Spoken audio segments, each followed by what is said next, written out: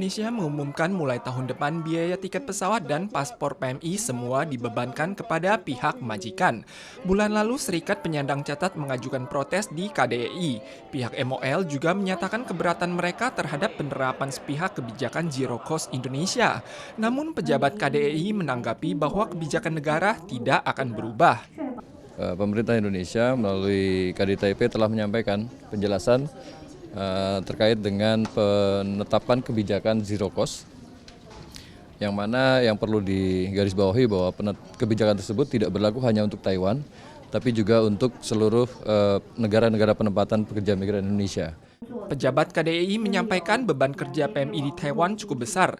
Terkadang majikan secara jelas melanggar negosiasi kerja, bahkan mengintimidasi dan mengancam memutuskan kontrak kerja PMI yang menyebabkan semakin banyak PMI yang kabur dan menjadi PMI ilegal. Diharapkan Taiwan dan Indonesia dapat memperkuat diskusi isu eksploitasi hak PMI lewat mekanisme dialog tahunan. Penyelenggara forum menyampaikan situasi pandemi tahun ini telah menyebabkan masalah defisit pekerja. Pemerintah Taiwan harus segera memperbaiki situasi para pekerja migran. 目前也是非常的缺工和抢工，对，那在这个疫情年，可能就是给我们一个警讯，接下来我们该怎么办？对于雇主来说，整个费用的提升，那或者是这一个照顾成本的压力，我想国家要正视这个议题。 Pihak GHF juga mengusulkan Taiwan seharusnya mengumumkan pedoman penggunaan jasa perawat rumah tangga oleh majikan agar upah dan jam kerja PMA memiliki pedoman dan standar yang jelas.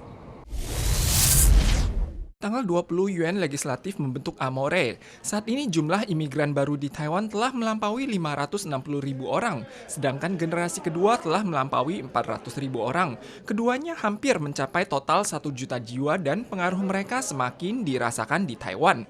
新住民架构来比较有一些真的是很困难，那一种我们是需要帮助的人。那新二代的部分就是我们当妈妈的要好好的培养。 Terkait amandemen penghasilan dan penggunaan dana pengembangan imigran baru oleh NIA, MOI yang mengurangi jumlah anggota Komite Pengelolaan Dana, Menteri Dalam Negeri mengklarifikasi bahwa revisi skala tersebut justru sebaliknya akan meningkatkan hak para imigran baru.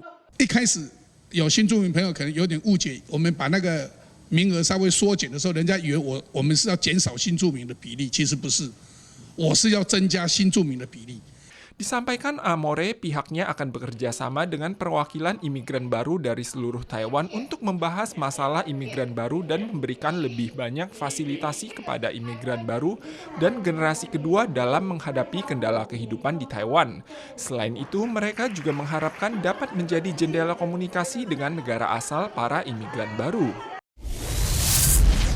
Hingga tanggal 20, jumlah penderita COVID-19 mancanegara telah melampaui 56 juta dan 1,35 juta orang tewas. Seperempat di antaranya berada di Amerika dengan total 11 juta dan lebih dari 250 ribu orang tewas. Kota New York segera memerintahkan penutupan sekolah negeri. Situasi parah turut dialami di Samoa, negara kepulauan di Pasifik Selatan. Seorang pelaut tiba dengan pesawat tanggal 13 terdiagnosis positif saat menjalani karantina, menjadi kasus positif pertama di negara tersebut. Perdana Menteri mengimbau seluruh warga untuk tenang dan akan memberlakukan langkah pencegahan. Fasilitas medis di Napoli, kota terbesar ketiga di Italia, hampir lumpuh total. Pemkot setempat hanya dapat mengubah gereja menjadi stasiun pemeriksaan untuk melanjutkan sarana evaluasi.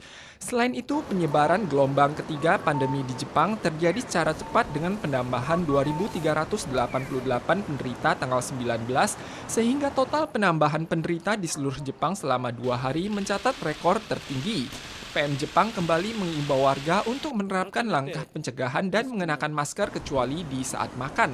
Seluruh wilayah di Jepang terus mencatat rekor penambahan tertinggi.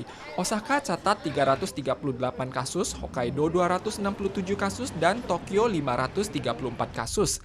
Atas usulan pakar, Tokyo telah menaikkan tingkat kewaspadaan pandemi menjadi level tertinggi keempat saat ini.